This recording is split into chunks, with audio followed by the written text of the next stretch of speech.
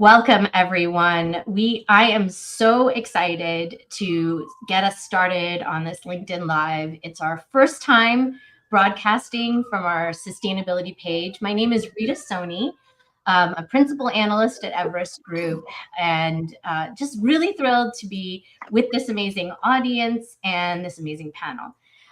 So for those of you that are just joining us, please do the usual. Let us know where you're dialing in from, and tell us what you want to hear from this conversation. You've read the descriptions, you've seen who these amazing speakers are, and you can ask us anything. So let me get us quickly started. Debbie, don't laugh at that. I want to get us started in talking about impact sourcing, my favorite topic.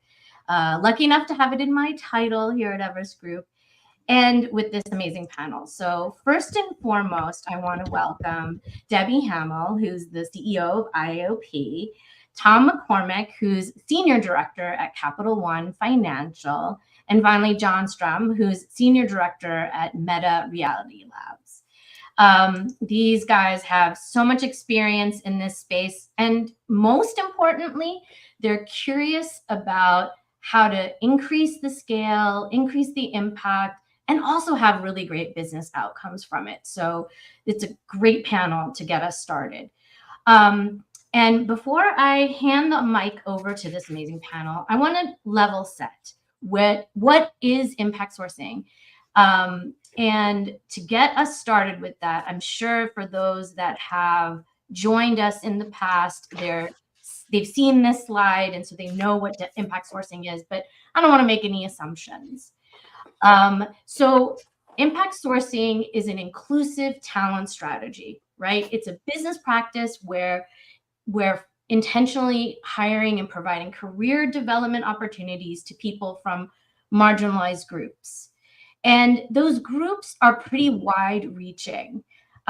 We've listed several groups here, but as we know from the way the world works, it's not really an exhaustive group. There are people that are getting left out, left and right, unfortunately. And so this inclusive talent practice in global services is meant to include those groups and communities, and not just include them, but also have business benefits from including them. The other part of impact sourcing that's really important to remember is that there's an entire ecosystem that is important in impact sourcing. If we go to the next slide, you'll see that there are those that are employing the impact workers. So specialist companies where their primary talent strategy is impact sourcing, as well as traditional large-scale providers that are incorporating impact sourcing into their talent strategies. And then there's also companies where they've got their own GBS or a shared service, and they're also including impact workers in their strategy. Then we also have impact sourcing enablers. There's a lot of nonprofits that are out there that are doing training and other kinds of enablement. There are industry associations and governments like the one that Debbie represents. There's certification bodies. And then we've started to expand this enabler group to include recruitment services, because they're being asked to recruit people from excluded communities, as well as employers of record, which often end up being very useful in very hard to reach places, or in the refugee community, for example. And then last but not least, those same target groups that we talked about as well, in expanding groups of targets. Next, I just want to very quickly give you a snapshot of what the geography looks like when it comes to impact sourcing. It started off very much as this concept that it's for developing countries. It's a way to lift people out of poverty, which it definitely is. But as impact sourcing has grown, the delivery footprint has as well. And what you see here is that the entire globe is covered. And there's probably even places that are not on this map that we just haven't had access to learn about their impact sourcing program. So let's keep that in mind when we talk about impact sourcing. And last but not least, I want to talk about what's the scale? The number of impact sourcing workers out there has gradually been growing, but since the pandemic, it has really started to accelerate in terms of growth. And in many cases, we're actually seeing the growth faster than traditional full-time equivalents in the rest of the industry. So as you can see here, as of the end of last year, we saw anywhere from 420 to 450,000 impact workers across the globe. And the large majority of them are in traditional service providers. And oh, so sorry, this has got the percentages reversed. I don't know how that happened, but as you can imagine, the larger graph is for sure the traditional service providers. And interestingly, specialists where the primary talent strategy is impact sourcing are also continuing to grow and expand their access. So enough of the slides. I'd love to get us started with our esteemed panelists and ask one quick question as an introduction to yourself. What was something personal, in one sentence, what's something personal that brought you to this conversation? I know for me, as a child of immigrants, as an Indian American, I was definitely attracted to the fact that if we look at what this sector has been able to do for India, it's really put India on the map and it's brought a lot of people out of poverty. But when we look at this intentional practice, I know that there's so much more potential to go even deeper into places of poverty. Sorry, that was my sentence. But Debbie, do you want to get us started on a sentence on what brings you here on a personal level? Can I do a run-on sentence? Was there a cut? It's really, really simple. I've been at this a really long time in the outsourcing industry, and outsourcing was a dirty word for a very long time. Our major event was picketed. We got death threats. I worried about my family. And then I got contacted by the Rockefeller Foundation. And then I realized it's like a light bulb went off. This industry can do good, and we can help people out of poverty. It made all the difference for me. I love it. I love it. Tom, how about you? What's that personal story? Yeah, being in this industry for a long time, I've recognized I grew up in an environment where I had access to information and resources, and the industry that we're in this environment, like the opportunity, if you have if you have an area of influence, like many of us do that are on this call today, there's an accountability that we have to help enable and create opportunities for others and to kind of lift the tide. So for me, it's just a recognition of making sure that I recognize the influence that I'm fortunate to have and the accountability I have to do something positive with that in the work that I do each and every day. I love that. I love that. John, how about you? Yeah, no. First off, thanks for having me. Second, though, just my connection with this topic. Long time ago, more years than I'd like to admit, I was committed to adopting through the foster system. And through a series of events and conversations, recognized that the foster system represents a kind of an end of a whole bunch of sequence of events that have an upstream preventability. We could prevent them. Housing security, job security, education security, food security, all led to most of that led to moments where a child ended up in the foster system. So back to Tom's point, the area of accountability and influence that we have, recognizing that employment creates a lot of opportunities that go along with food, housing, education, and then how we build our impact sourcing kind of margins to help also incent for education for children and bring food to families.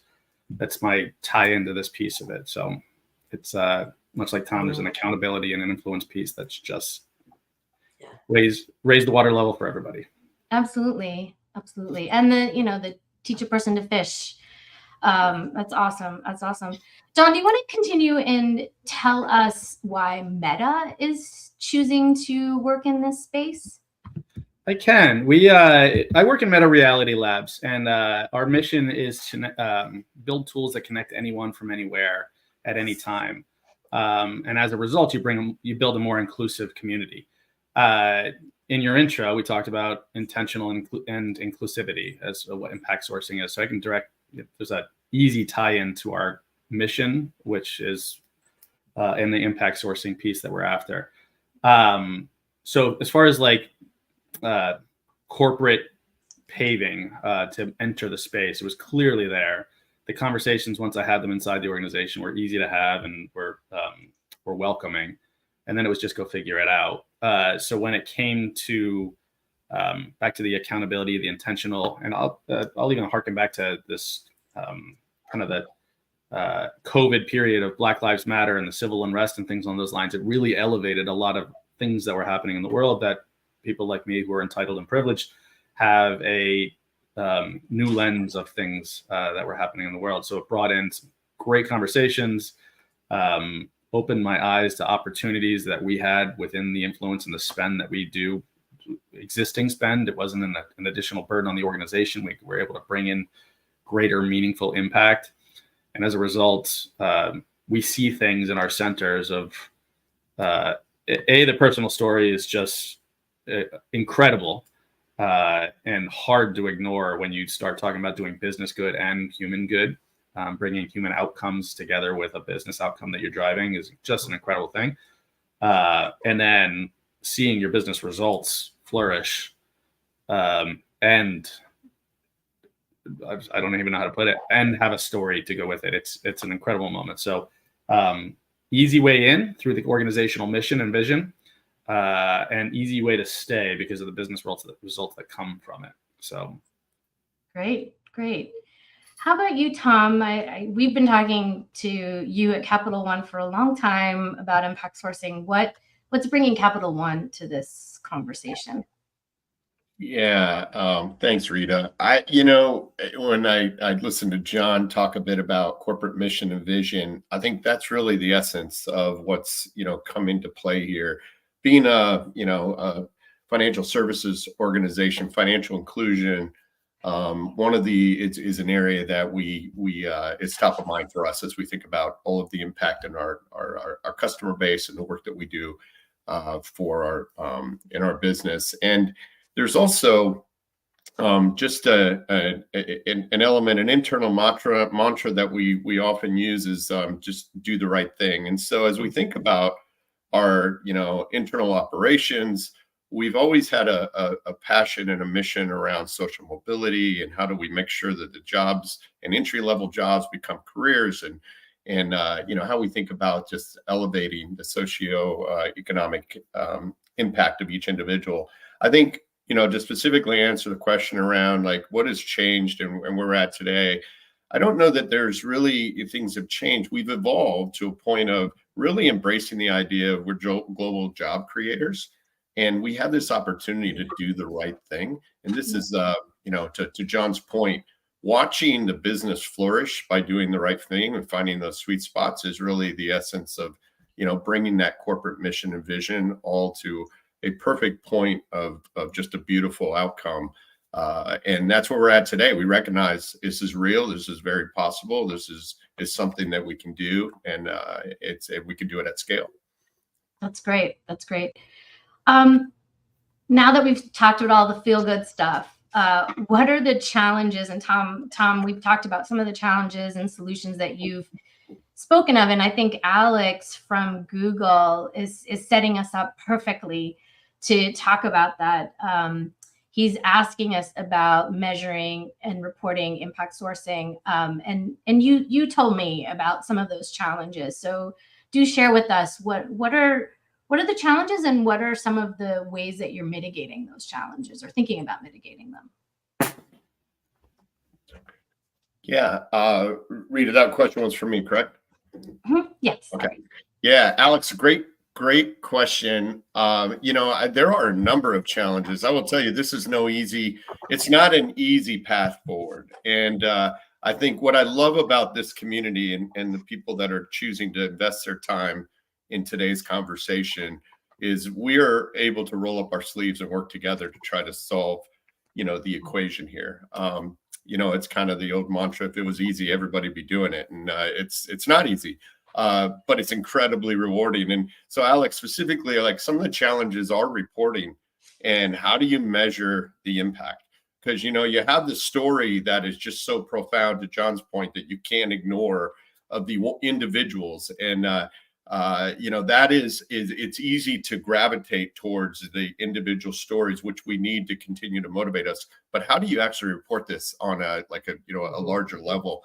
We've been trying to really crack this nut, and we're on this journey, but looking at secondary and third level metrics, and looking at how the job, like, look at promotable roles, for example, how you retain people that are impact workers once you bring them into this channel.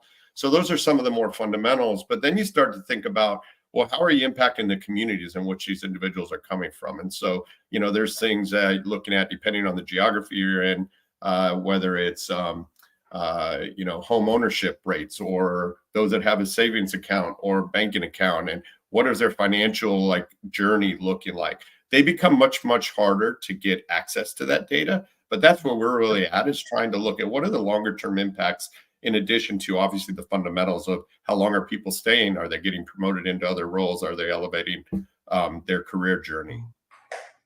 And the quality of delivery, and all of those usual business metrics.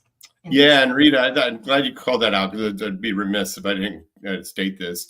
What we found, if this done well with the right intentions, is there's several metrics that you actually, some of those fundamental quality, looking at retention, for example, much better retention rates, if done correctly. Mhm. And we don't compromise on our performance. It's not like we create a different level of performance that's needed. We just know we need to invest more up front to ensure that the quality and the performance meets the rest of our network. And the beauty of that is then it becomes a sustainable business practice. This is not a charity effort. It's a sustainable business approach. And that gives it the longevity and the energy that's needed throughout the organization.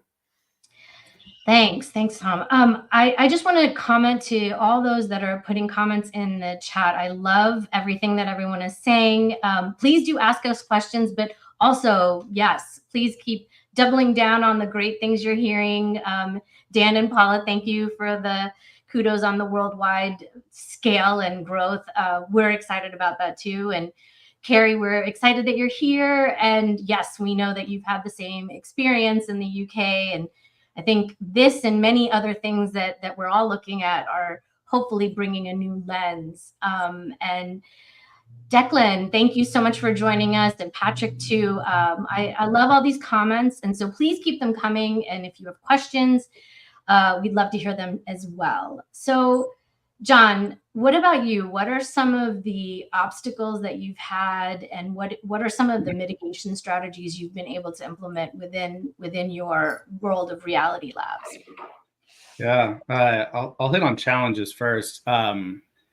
First off, Tom and I sit on a small consortium with some other industry players that we all get together and we share our challenges so that we can make better mistakes than somebody else made already, and bring it back to the organization and learn. So I've benefited from the bumping of heads of others, and I think others have done the same with me. So I encourage anyone that's listening, please reach out to Tom and I. Will help connect you with some folks that we know make your mistakes better than ours. But some of the ones that we ran into are the rinse and repeat of what the outsourcing market looks like today. The thing that the industry has been built on doesn't work in its entirety for a person who's coming into a new job skilling, new entry into computer skills and things on those lines. When you start thinking about their career planning and their entry into the market, Tom alluded to it, where you the investment up front is more significant when you're bringing people into the market for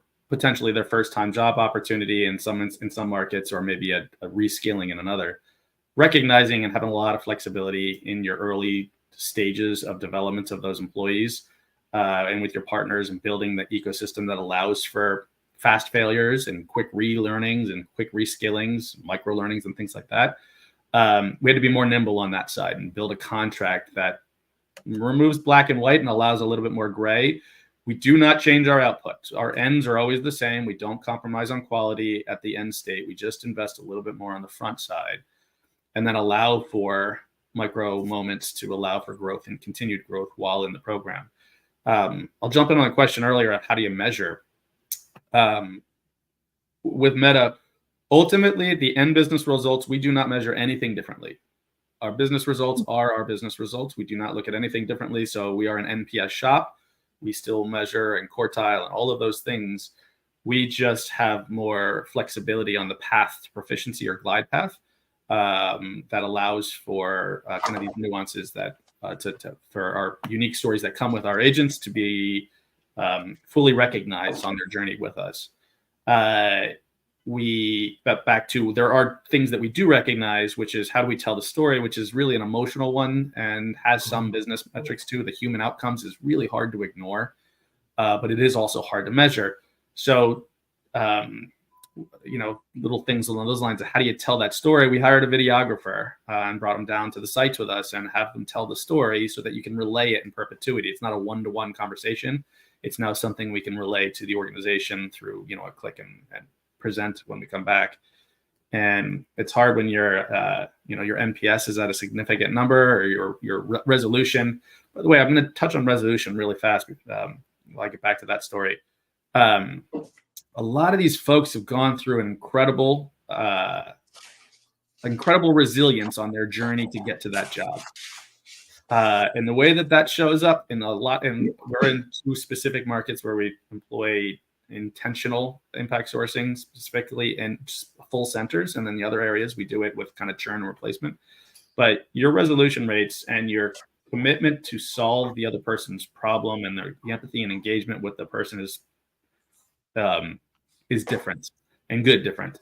A lot of these folks have overcome and continue to overcome every day to even just get to the job, and having them be part of your story to help customers overcome, a technical troubleshooting issue or whatever it is that they're helping with shows up in really cool ways.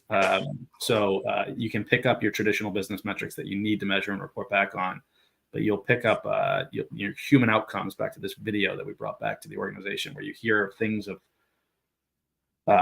sexually trafficked humans that are no longer in that situation, and people having to walk past gang fighting, death, just incredible stories, or just advantaged communities that haven't had job opportunities.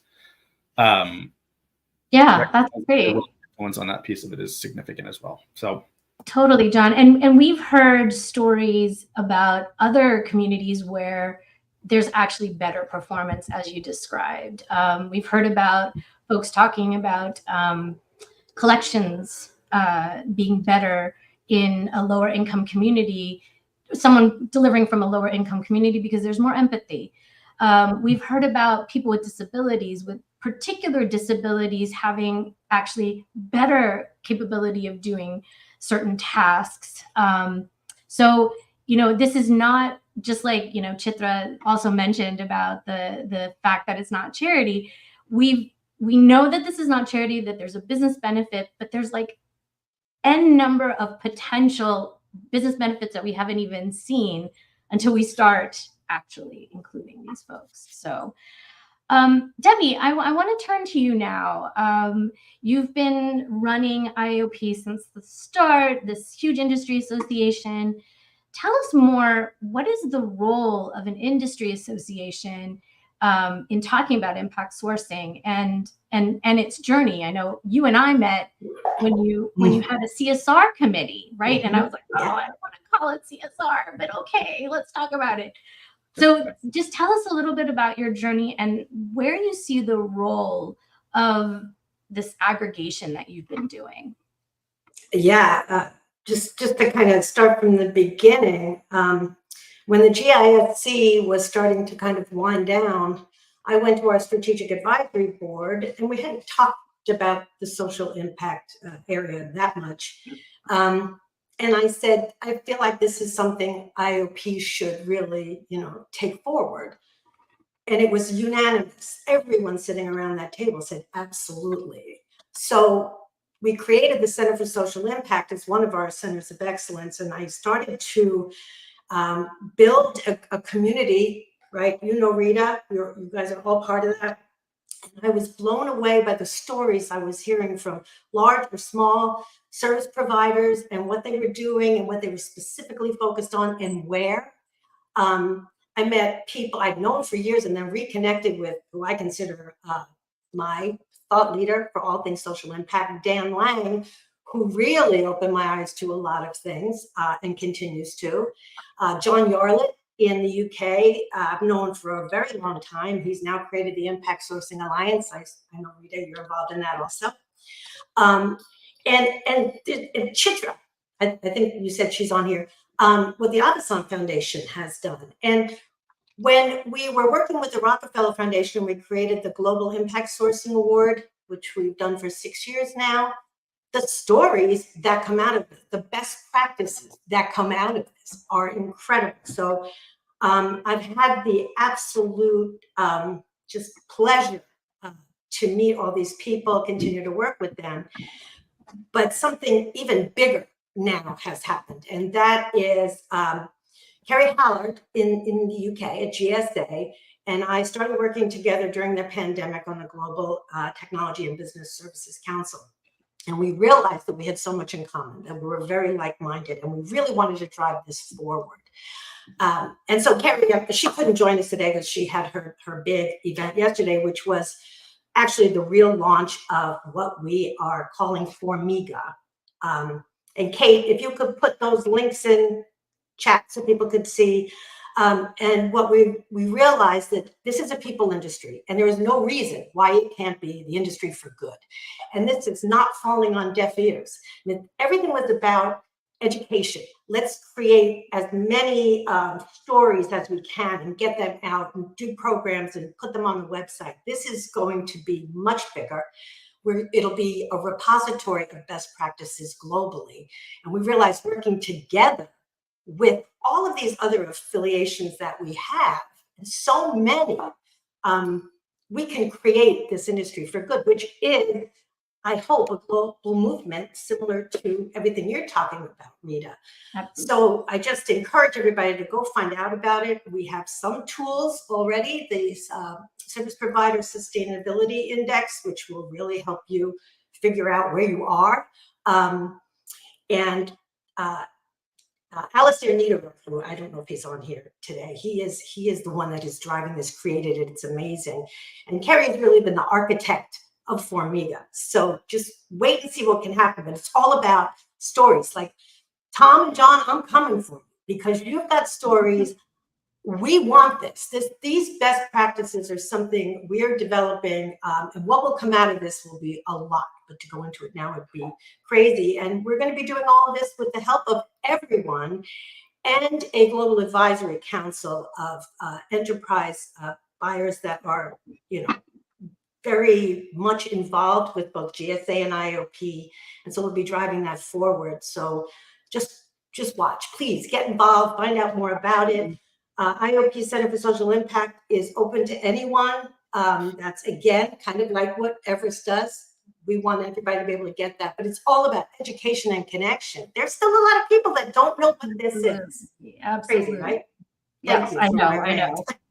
I know, exactly. So what I heard from you, Debbie, is that as an industry association, your role is not just aggregating all of the players in this space, but advocating for this talent strategy, for procurement folks to see this as an opportunity and to just keep, yelling from rooftops on what it is that we're doing. And Formiga is very exciting.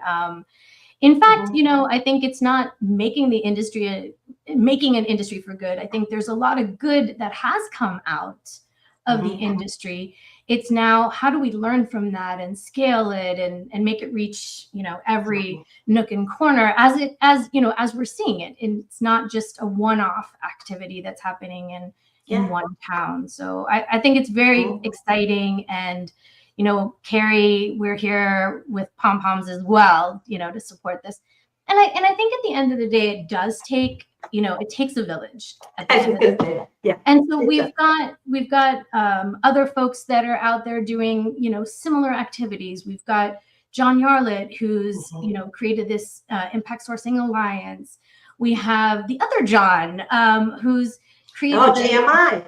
Yes, he's also created this this initiative to do mentorship for potentially impact workers. They're not all impact workers. So I think this idea, when we shared earlier about an ecosystem, the beauty is that there's a lot of collaboration that's happening within all of this to make it happen. And in some cases, it's co-opetition that's happening. You see competitors on the same forum, sharing their ideas and trying to make this bigger. And, quite frankly, some of this is also coming from the fact that we do have a talent challenge. There are, we've seen, we saw the Great Resignation happen, and then we saw the oversupply, and then we've tried to recorrect. There's constantly this conversation about talent, and it's not geographic specific anymore. We're seeing it across the world. So in many ways, what we're trying to do is suggest that we think about inclusion and impact sourcing. We're saying, first, think about it in your backyard. What are you already doing? And make sure the people that you're already accessing, that there's communities that are there that are not getting excluded. Keep them included. Yeah. And we're saying, also look at your neighbor's backyard. Think about nearshoring. Think about the places where you could be looking at people that are just invisible in the communities where you operate. And then finally, these undiscovered locations. And, I think when we first started this conversation, a lot of people would have said the entire continent of Africa is undiscovered. We know that's not the case. There's really established work happening in South Africa and Egypt and Kenya. But now we're starting to see more and more countries within Africa coming on board, and we're seeing just a lot more action. So with all of that in mind, I'll take a breath and just say, 2 years ago, we were very excited that the Clinton Foundation, and in fact, President Clinton himself, asked us to make a pledge at the Clinton Global Initiative to grow impact sourcing. And our pledge was that within 3 years, we thought the number of impact workers across the globe would be at least 500,000. And you'll see in your chat here a link to join that pledge, because we're actually really close to hitting that mark. If you remember from the scale page that I showed, we're really, really close. So we think that we can hit the mark within the first 2 years, as well as do more. So join the pledge. And Tom and John, I warned you, I want to see Capital One and Meta logos on our page soon. I won't define soon, but the big thing about this pledge is it's not just for the provider community, it's for the buyer community that are asking for impact sourcing. I heard from one buyer that he's asking his providers to commit to 20% in some time frame of the FTEs to be impact workers. That's huge.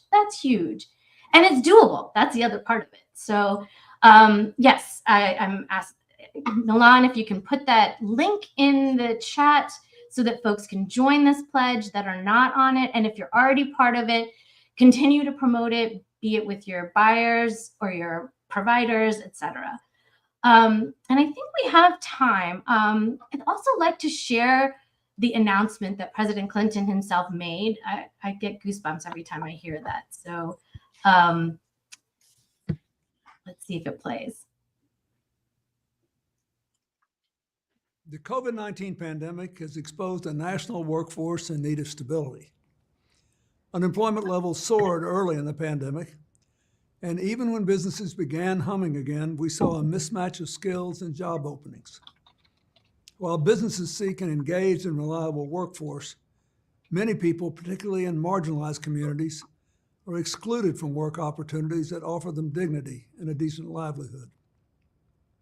Today, I'm proud to announce a commitment by Everest Group to address this employment challenge in the global services industry. Together with its partners, Everest Group will help businesses hire, train, and retain a more stable workforce through impact sourcing, the hiring of traditionally marginalized workers, including women, young people, economically and socially disadvantaged individuals, and people who are underemployed and unemployed.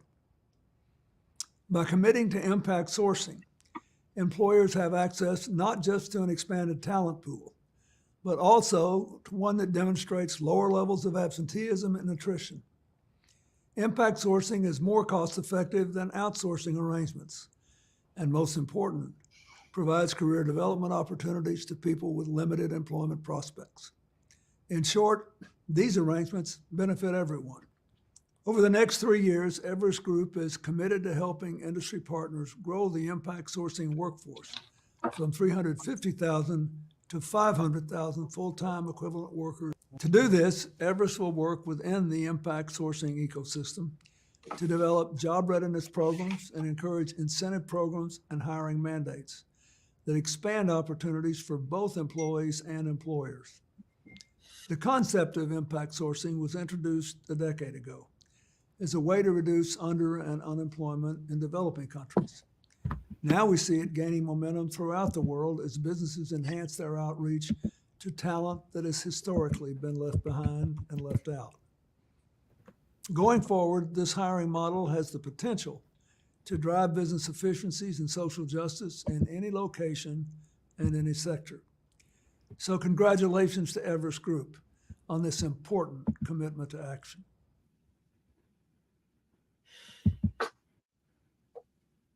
Great. Thank you so much. So one of the really exciting parts of being on this platform is that you are already hooked into your networks and expanding your network. So I think Debbie already said, connect with, or John and Tom and have also said, connect with us. We're happy to share our ideas. So please know that you can connect with anybody that's on this platform, as well as those that are engaging with us on chat, or anyone that have been signed up for this. So your network can get expanded on all that we're doing to get impact sourcing going. And just loving all the comments that are coming in. Thanks, Chitra. Thanks, David. This is very exciting. So now for the real question, and this is an open question to all panelists. How do you get started with impact sourcing? How do you integrate it with your existing supply chains? And yeah, just get us started on how do you get started? Happy to go first. I'm going to reuse a word from Tom earlier. So just get one. Like start with a win, and the momentum will take you. Everywhere you exist today, you have an opportunity to do this, whether it be through churn backfill and how you intentionally bring resources into your existing sites. If you have a surge for your organization through holiday seasons or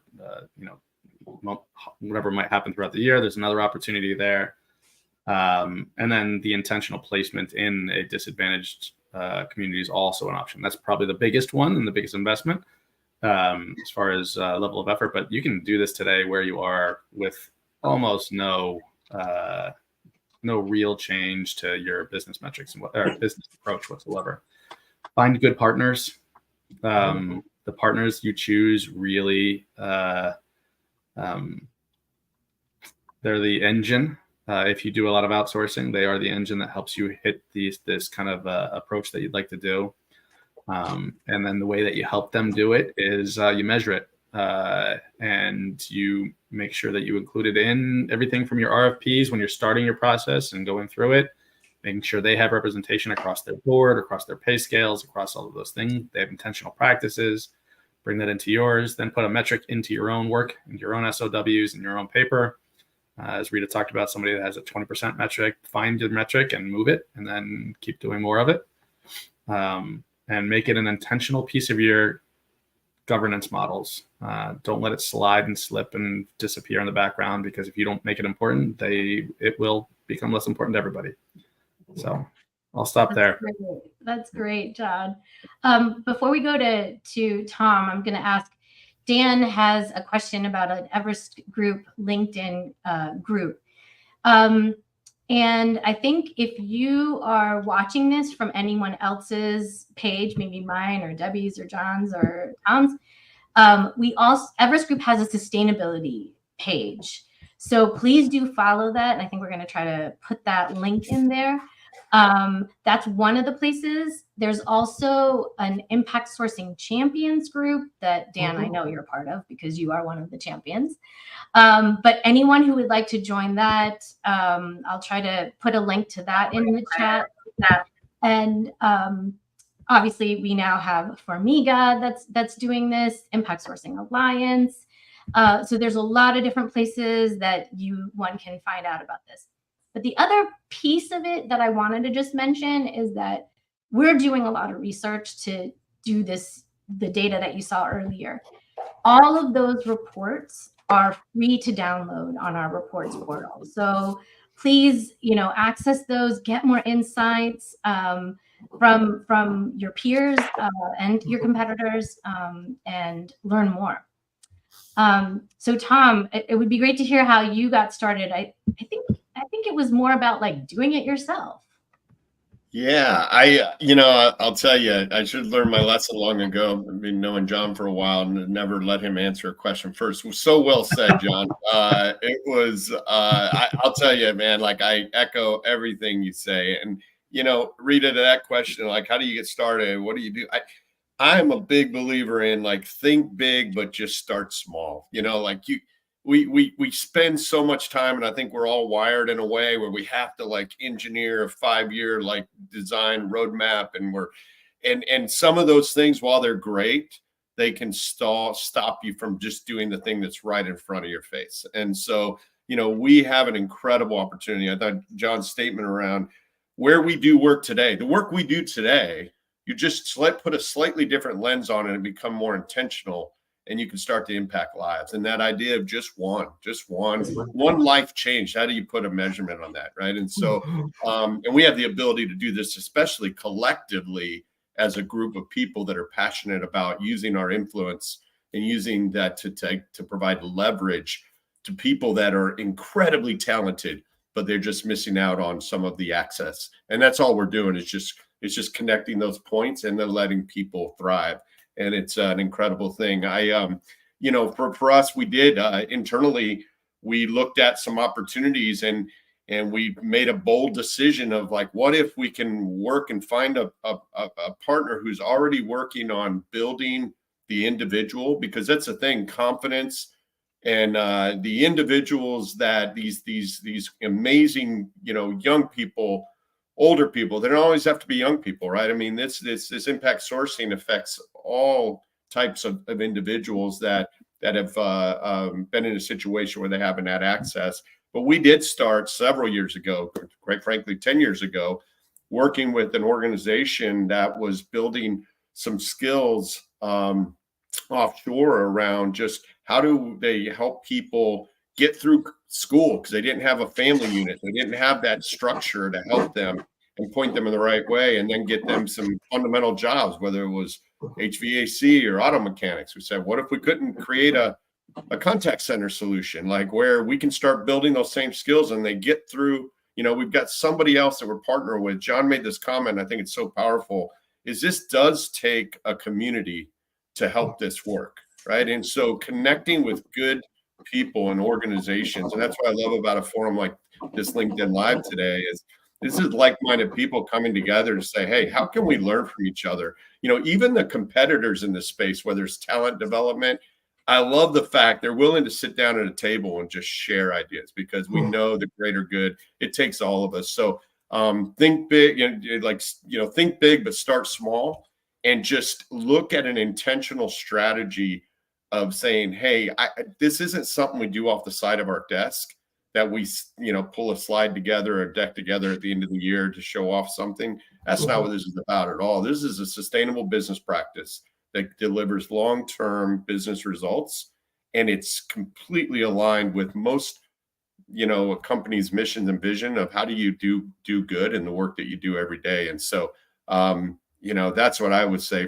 Surround yourself with like-minded people, just to keep the conversation going, engage, and just keep putting one foot in front of the other, and it will build momentum and grow. And you end up building advocates even within the organization, which you really need. And so just a powerful opportunity that we're all sitting in front of to continue to work together on this journey. And I do want to just bit of a plug for Everest. The fact that you guys make this, any of the impact sourcing research completely free for anybody is a huge testament of your commitment. So certainly in IAOP, it's organizations like you guys that are helping the rest of us from the buy side to continue to be inspired and help equip us with what we need to continue to move in the right direction. Well Thanks so said. much, Tom. Thank you. And you inspire me too. I'm not sure if everyone caught this, but Tom really started this himself. They started a captive in an inclusive way, right? We started doing it we took a chance. We didn't know it was uncharted territory. We didn't know if it was going to work. The idea of like, well, how do we measure? We're all wired. We have to figure out how to measure it. We can't do some, but we can't measure it. So, we were trying. I remember a few of us sitting around in a room going like, how do you measure it? And the idea of like, well, if we could just get one person hired and see their life change, like that'd be a pretty good start. And so the power of one positive example can be amazing. I love that. Debbie, how are businesses getting started with this? I know there's a ton of models. We showed a slide on what that ecosystem looks like, but what are some of the things you're seeing companies do to get started, be they buyers or providers, in this journey? Well, a lot of it, and you guys are real tough act to follow, but a lot of what they were just talking about were the notes I was taking. It takes a champion a lot of times. So someone within an organization that sees it, understands it, wants to drive it forward, whatever level they're at. And then, of course, it takes a lot of buy-in, but you've got to connect with the right people, and partnering is unbelievable. And it could very well be a competitor you're partnering with, so that you can develop something that can help this buyer get to where they need to be. So Subhajit Roy from Tech Mahindra did a thing for IOP on the power of partnering. Mm-hmm. And he just gave his time to bring these groups together to say, this can make a difference in impact sourcing, because you've got to have the ecosystem. You've got to have the understanding. So the education, what is it? How do I go about it? Why do I want to go about it? How does this affect my bottom line? How do I measure it? What are the outcomes? Will I have better outcomes? All of this is what industries and our affiliations create for this purpose. But unless we can drive industries to that, well, not industries, but people within these industries to that, say, I want to find out more. I want to get connected. I know this can make a difference. I think it has to start there. So when I see some of these service providers that are doing amazing things globally and are able to connect them in one way or another to buyers who want to learn about it, that's where it all starts. So, when you say what are buyers doing, what are industries doing, that they've got to get that connection. It starts with the education, really understanding what it is, and having a champion want to push it forward. In my opinion, I see that as being, critical to moving the needle at all. Yeah, right? Yeah. I think we also saw that as a comment that you do need leadership buy-in to make this real.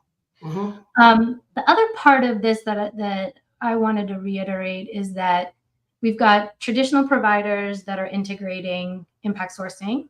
We have specialist providers that are using this as their primary talent strategy. We have new providers that are coming into this space and thinking about these models.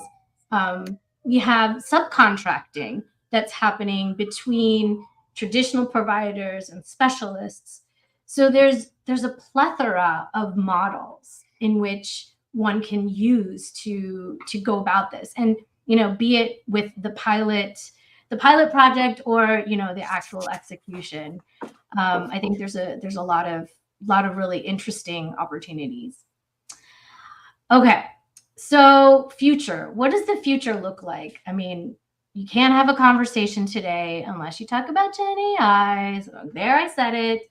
But no, really speaking, what do you see as the future trends for this? There are those that tell me, you're not going to have a job in a few years because impact sourcing is going away. All those impact workers won't have jobs. What's that all about? Is there a race to the bottom? Is there a population issue?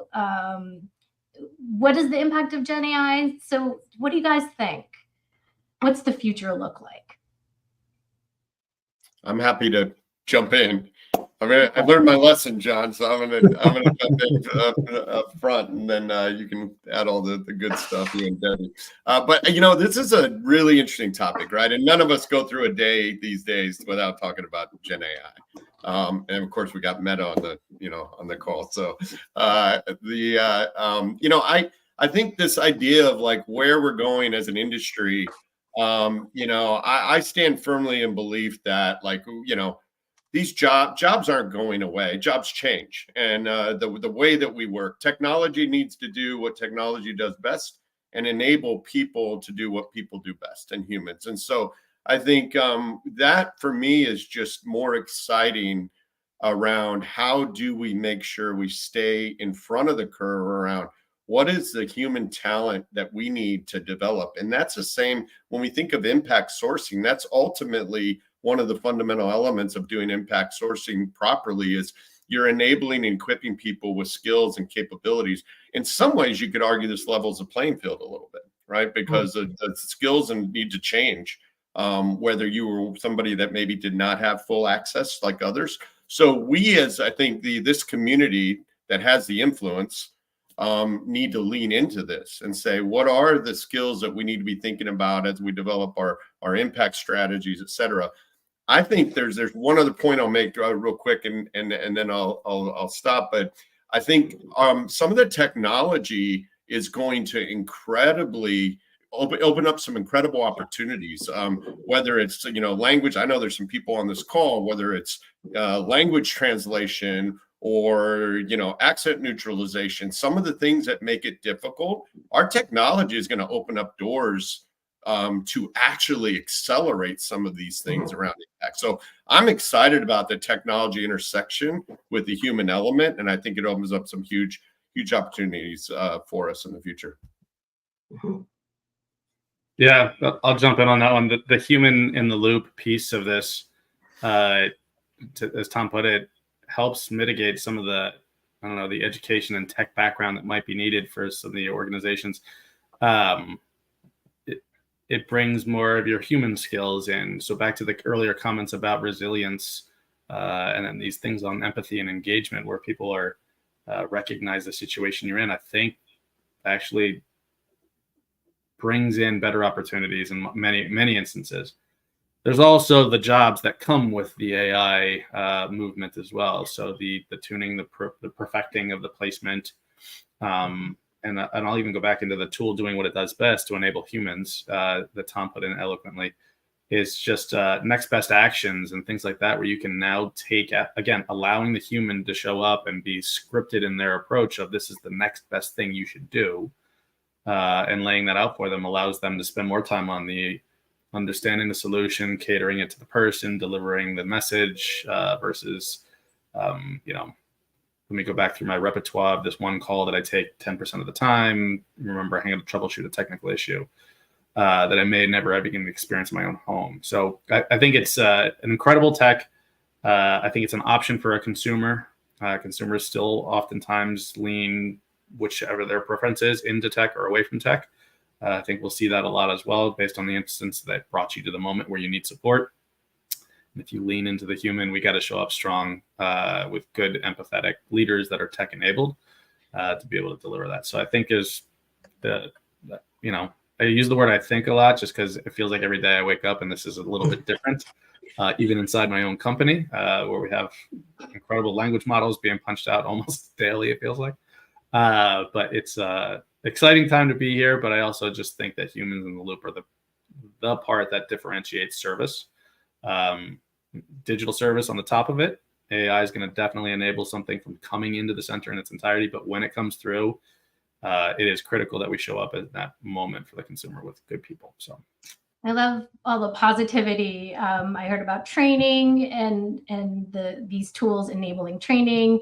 I heard that these tools are going to create more jobs. I know just in March, I got a chance to visit a specialist where they were training models and doing things like training an X-ray machine to recognize a gun, instead of it just being dependent on, visual inspection of the security personnel. So absolutely, I think the opportunities outweigh a lot of the challenges or the things to be worried about. Debbie, how about you? What do you think the future outlook is for impact sourcing and continuing this momentum for an industry doing good? Yeah, and talking about technology, which enables impact sourcing to a tremendous degree, our Digital Technology Center of Excellence was looking at programming. And what they came up with right away was there's a powerful intersection between technology and social impact. And so now we've got the opportunity to take two of our COEs together and provide some really good conversation around it. So we'll be doing that in New York in the fall, so stay tuned. But I think it's an incredible enabler. There will be a lot of challenges. I think we worry sometimes about the worker. How does it impact them with, AI? And it's a little scary. Maybe I'm just old and that's why it's so scary. But I do find, I listen to some of what are the regulations going to look like? And we just did an entire thing about the landmark AI Act in the EU at our last event, and how that's going to impact everyone. But I think it's going to just really take 0 to 60 going forward with respect to impact sourcing. So I really feel positive about it. That's great, Debbie. Yeah, and I think our stalwarts are also feeling positive. Chitra and Dan sharing their thoughts. Dan really talking about history and how we didn't eliminate jobs, and Chitra I think the new number of jobs is going to be really interesting.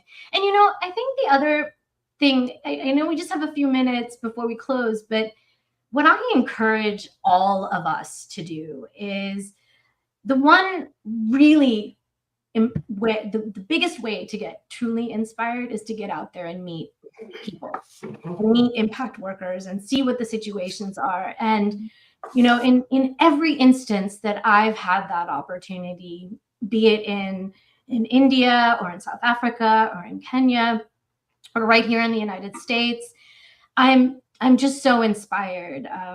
There's a company here in Arizona that works inside a women's prison. I didn't get the chance to go inside the prison, but they were doing mock interviews. I got to volunteer for mock interviews and meet these real women and hear their stories and see their capabilities, right? So I just encourage anyone that's interested in this space, go there. Oh my God, I even forgot. I did an amazing trip to Egypt where I met a ton of people, single women that were able to get their jobs done through the flexibility of the company that they're working in. Sorry, single mothers, I should say. So anyway, I think there's a lot of hope, a lot of potential, and it's actually going to solve a lot of our business challenges along the way. So there's just that much more potential and momentum to do. So join each one of these groups, become take the pledge with us and the Clinton Foundation, I'm thinking if we meet the pledge this year, maybe we should just say double it. Let's get to the 6 million number. Why not? So yes, I think, and thank you, David. That is absolutely true. They're just not seen, and therefore untouched talent. I agree. And with all of us and all of this wealth of experience and passion, I think we're going to get there. Any last thoughts before we log off? I see we're right on 12 o'clock here in the East Coast. Rita, I'd love to just maybe share one thing. One, I just huge thank you for everybody that's taken the time to have this conversation today. I think it's so powerful, and you said it beautifully. People need to just expose themselves to the conversation, to the people to continue to talk. I love, there's a number of people on this call from, the buy side, from the BPO side of it. I would say, and John hit this earlier, and I just close on this. I think we all need to challenge ourselves to do better, right? Like, if you're the one creating and you're the one creating the spend, as a client, we have the opportunity to push our BPOs to do better. And I will challenge the BPOs that you have a chance to push your clients to do better. And we should all be challenging each other to do the right thing. And there are some incredible, and I know several of them are represented on this call. There's some incredible operators out there and BPOs that are trying to lead the way and pave the way to do this, right? And it's really powerful if you can have the client and the BPO on the same page, and then surround themselves with this ecosystem.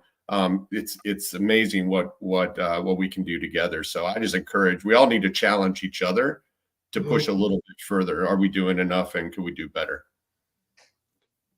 Well said. I'll jump in and just as I heard a comment earlier. You need leadership buy-in. I'm going to challenge that ever so slightly. We have a mantra here at Meta. It's never someone else's problem. Find a way to influence. If you don't feel like you're the decision maker, but you have use your sphere of influence to drive the visibility.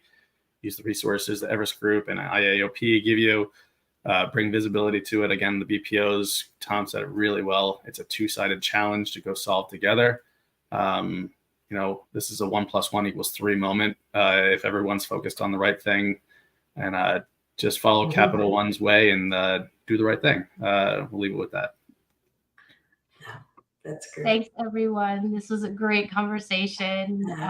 Thank you, Debbie, John, and Tom. And thank you to everyone who joined the conversation. I realized we didn't really have a lot of questions. We just had a lot of, yes, here to everything everyone was saying, as well as important data like what Carrie shared about 85 million jobs not going filled.